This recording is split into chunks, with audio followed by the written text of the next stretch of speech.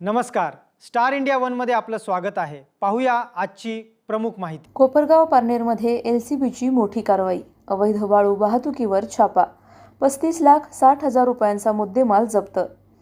अहिल्यानगर जिल्ह्यात अवैध वाळू वाहतुकीविरोधात स्थानिक गुन्हे शाखेने मोठी कारवाई केली आहे। कोपरगाव शहर आणि पारनेर पोलीस ठाणे हद्दीत छापे टाकून 2 गुन्हे दाखल करण्यात आले असून तब्बल 35,60,000 रुपयांचा मुद्देमाल जप्त करण्यात आला आहे। पोलीस अधीक्षक मोमक्का सुदर्शन यांच्या आदेशानुसार स्थानिक गुन्हे शाखेचे पोलीस निरीक्षक संतोष मुटकुळे यांच्या नेतृत्वाखाली ही कारवाई करण्यात आली। कोपरगाव शहर पोलीस ठाणे हद्दीत अवैधरित्या वाळू वाहतूक करणाऱ्या 3 आरोपींविरुद्ध गुन्हा दाखल करण्यात आला असून 27,40,000 रुपयांचा मुद्देमाल जप्त करण्यात आला आहे। तर पारनेर पोलीस ठाणे हद्दीत एका आरोपीविरुद्ध कारवाई करून 8,20,000 रुपयांचा मुद्देमाल जप्त करण्यात आला आहे।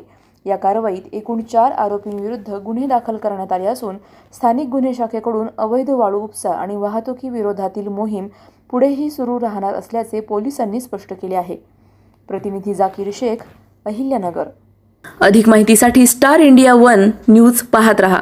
चॅनलला सबस्क्राइब करा आणि अशाच अपडेट्ससाठी बेल आयकॉन दाबा।